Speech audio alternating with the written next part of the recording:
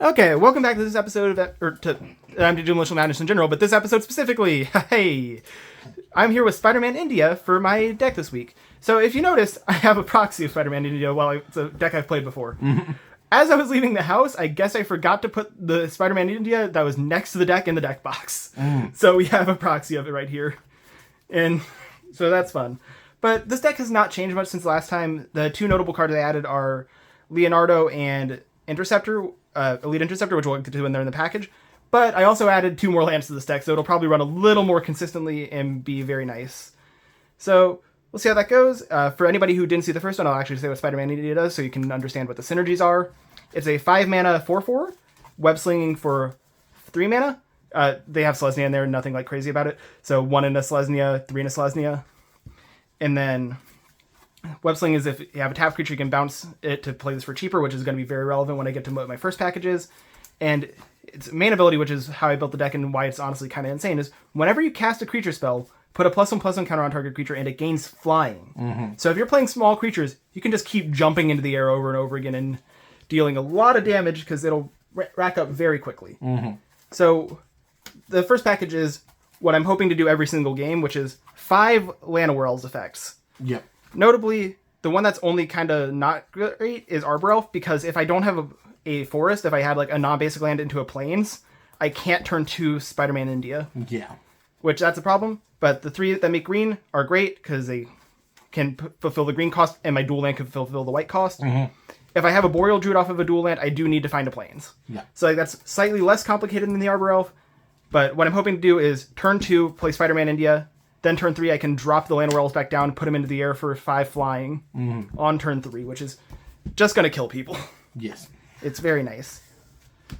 Then we got our other 1-drop package, because we have to have a lot of 1-drops. I think this is the most I've played in a deck. It's 9 real 1-drops, and I was looking at the mana cost count and did count Nyxborn Hydra as a 1-drop as well.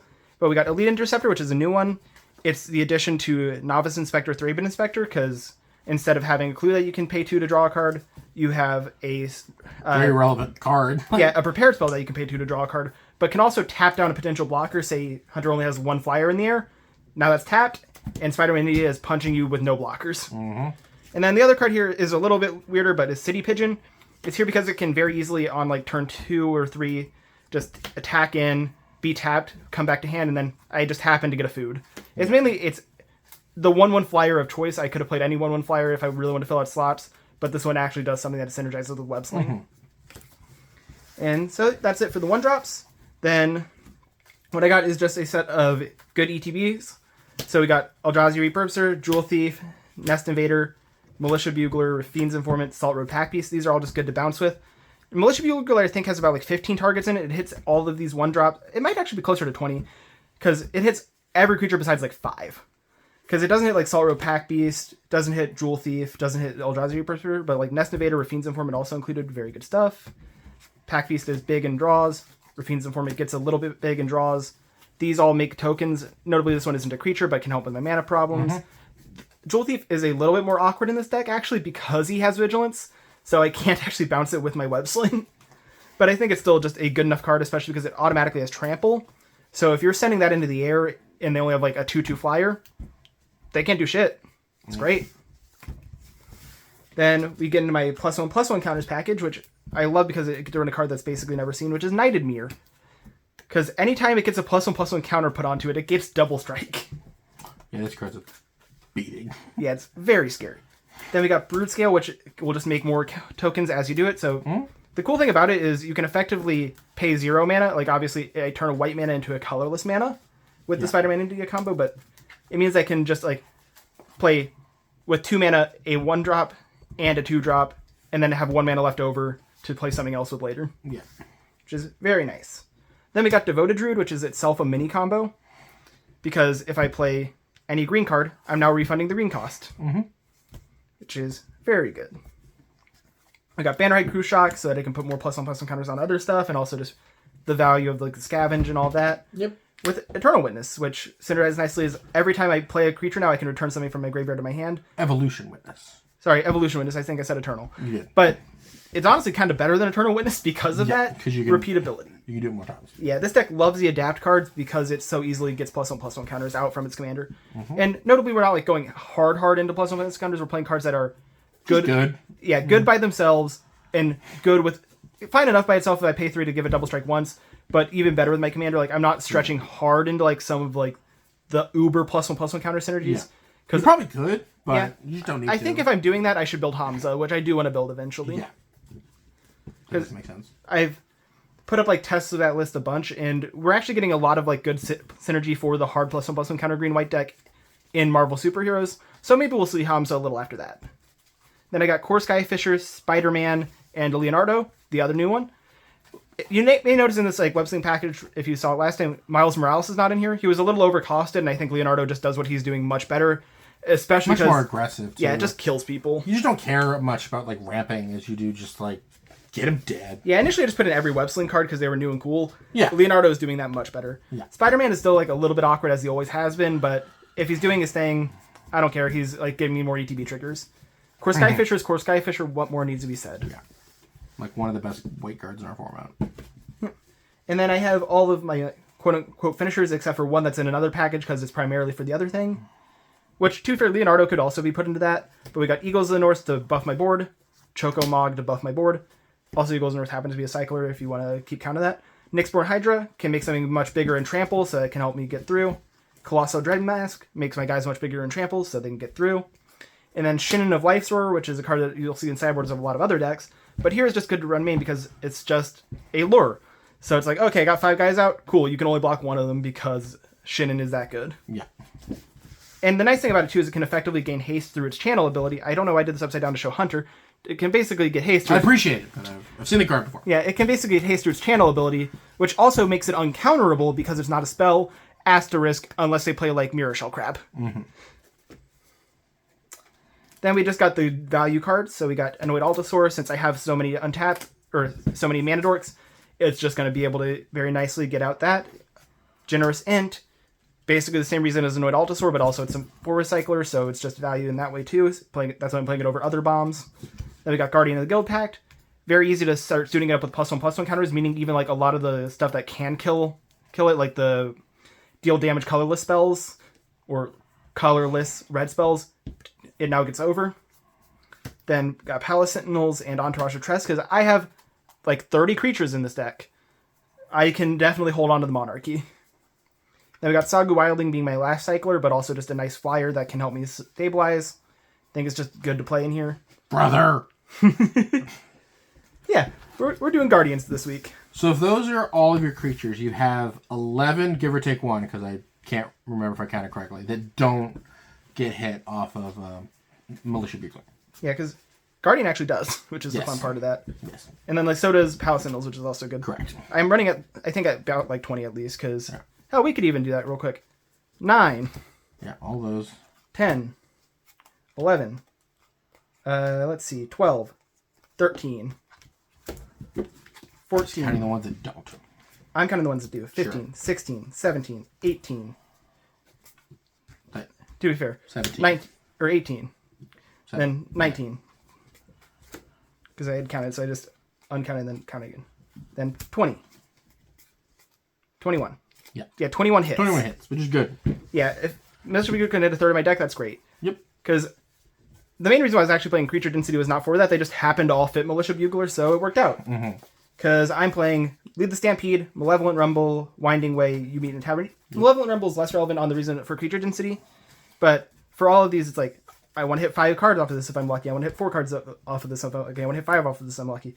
Malevolent Rumble is just good. Yeah. But the You Meet in a Tavern is also nicely here because it's another one of those win con cards where it's like, okay, cool, I have a board of guys that are doing nothing. I don't need to draw more cards. Kill you. Yeah, for sure. Then we got my 1 removal spell in the main deck. I have a couple more in the sideboard, but I wanted to stay mainly aggressive. Made like a creature deck, yeah. That makes sense. Yeah, especially with all the stuff you just saw that is searching for creatures. I did not want to dilute my consistency, so we just had Journey to Nowhere. Then we're so creature heavy. 5 gates, the standard. We're not playing Gateway Plaza. Nobody should play Gateway Plaza. No. Actually, Hunter might build a deck that might be okay with Gateway Plaza. Yeah, maybe. But we'll see about that. There's a certain 5-color legend coming to our format We got a 5-card legend before we got the Cons legends. Yeah. But I may or may not be building around that. Yep. And then we got my other non-basic lands. We got one that can come in untapped if they're low enough, the searchable one, and the bounce land in case I have only like 2 or 3 lands in hand but still want to get up to 4 mana. The Morgan special. Yeah. I like just throwing in a bounce land because it's a one-of and like because it's a one-of format, and even in like constructed formats that like pop or regular, I might throw in a bounce land into like some other decks, and it's like, well, if I can only play one-ofs anyway, I can just throw it in easy here. Okay, I got 5 plains and then 3, 6, 7 forests. So that means that we are on 12 basics. I think that's a good place to be because I have a lot of stuff I do want to do on turn 1 a lot of the time, and I don't want to miss out on it too often, but I'm willing to take turn 1 off if I can like turn 2 play 2 guys. But having the option, if you are looking into a good Spider-Man India curve, is very nice. That retrospective coming into play there. You're on 20 lands, whereas I think the original Spider-Man India was on 18. Yep. Yeah, we said that in our retrospective podcast, but it's just like, play more lands. Just do it. Oh, also, we mentioned this in your deck. I'm not playing Battle Screech. I'm a white deck. I'm not You're playing a Battle creature Screech, even though it's deck, good. Yeah. I need to have a certain amount of creatures to make Spider-Man India good and all of these draw spells good. I can't really play Battle Screech. Wow. I did consider it while I was like looking over it again today before the filming of this, but I was like, no, I think I didn't play this for a reason. I still don't want to play it. Same with mine, actually. It's the same. Like, I want to be on creatures to make my commander better. It's the same argument. Yeah, and then we're on to my sideboard. There are a lot more creatures in here, so you might see like me not playing some other cards like for like enchantment and artifact removal, but I've subbed them out with creatures, so yeah. I was going to start with something else, but since I mentioned it, I will start with those. Playing Masked Vandal and Kasali Pride Mage over stuff like Heritage Reclamation and such, because these are findable off of, what's it called, Militia Bugler and all those other effects. Yeah. Notably, this is the reason why like it's probably good that I'm on these and not the Cathar Commander that Hunter's on. These cannot be grabbed off Militia Bugler, or that cannot be grabbed off Militia Bugler like these can. Yeah. I'd be playing this if you'd let me, but... No, we won't. Not in your colors. Yeah. Then I got my normal Coalition Honor Guard, I'll also Standard play Bearer. this if you let me, but yeah, these will protect my commander. They're very good. Brother. Yeah. And then I do actually have one more creature-based artifact enchantment removal. I forgot about it for a second. Guardian Naga. This card's interesting. Yeah, it cannot be found off Militia Bugler, but it can be found off creature stuff, so it is interesting. Mm-hmm. If I had thought about it, maybe I would probably play the Cathar Commander over it, but this is what I had, and I put it in. Or maybe like a spell, like a Heritage Reclamation or something like that. No, I'd play this over those. Okay. Because that's what I intentionally did. Okay. Just because of the card draw in the deck. Heavy. Yeah, and it's like if I'm hard trying to draw for artifact or enchantment removal, I would like my hard draw to actually hit it. Yep, that's true.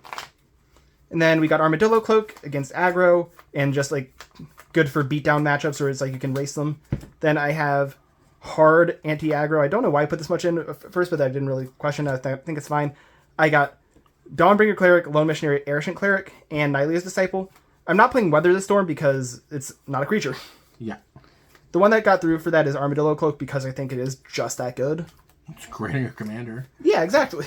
7/7 flyer, trample, lifelink. Same twos. Yep, and then Dawnbringer Well, Cleric. not lifelink. When it hits you, you gain that much life. Legally distinct. Yep. Because it means that you can get it and lifelink at the same time. Yeah. Which, Dawnbringer Cleric is nice here. Also, if you die immediately and the trigger goes on the stack, you still die. Yes. But Dawnbringer Cleric's here is nice because it does multiple stuff. Exile and Graveyard, Destroying Enchantment, also relevant stuff. 3-Bin Charm. Staple. Yeah, 3-Bin Charm is also nice because it means I can get real normal removal in too. I actually think that card's probably main deckable in a lot of white decks. If I looked harder, I probably should have put it in the main deck, but I was just like, I'll keep it mostly the same, be aggressive. I mean, I'm not giving you crap because, like, brother, it's in mine. Yeah. But I think we might both be wrong, and it should be in here. Well, you have other removal spells because you're black. That's true. Or you're in black, but with me being white-green, I need to be in white for my real removal, and I think 3-Bin Charm would have been fine to main deck. Then I also got Lignify here to help deal with commanders, so I get up to like a mass of 3 removal spells post sideboard. Probably could cut down on some of this life gain or like enchantment stuff a little bit because like I have the Dawnbringer. Like if you want to find 2 more sideboard slots, cool. Cut these 2. Yeah. Maybe even cut this, and then only have 2 gain lifers. Well, so this too, right? Like this. You keep the Armadillo Cloak. Well, I'm saying, but you have like 3 ways to gain life as well. But I was mainly meaning in creatures here, but findable off of your just throw cards off the top. I actually think Weather the Storm would be a nice include too, because it's good against the. It's not a creature, but it's just good enough against like the red aggressive decks. Yeah, I think They can kind of go around these sometimes. I think with how much you have on board and like Armadillo Cloak and stuff, I think you're fine with that Weather the Storm personally. But Sure. yeah, because I also do have Prismatic Strands here as just like Yeah, that's a good card. good against everything, Yeah. good against board wipes, good against like target removal, good against aggro. Yeah. So it's just good to throw in. She's a And then I got really good Scattershot Archer, which is probably another card you could cut, but I have it as just a nice way to deal with some flyers if we were playing into like fairies and such. Yeah, it's nice against like Murmuring Mystic specifically. Yeah. Too. But yeah, if you ever want to like change the sideboard around, these are some things you can do. Yeah, sideboards specifically for a format are very much of a template, because we're not going to a tournament tomorrow. We're not playing like this is what top 8'd or whatever. So our meta is very, very undefined. So Also, like the sideboard, since we have 15 cards like in a 4 of format, you can normally put like 3, 2, 4 of a silver bullet in here. Here it's like if you want a silver bullet, you only get 1 of that effect. Yeah. So trying to fill out the slots after you get like your 8 true silver bullets can be really hard. yeah. But you cannot. That's the other thing about sideboards. You can tailor to your meta. Like if your friends are playing a lot of burn, then maybe you put the life game back in. If they're playing affinity, then maybe you put like, if they're playing boggles, maybe you sideboard a tranquility or something. But, Yeah. Okay, well, that was it for the deck tech for Spider-Man India #2 Electric Boogaloo. We'll see you in the gameplay later this week.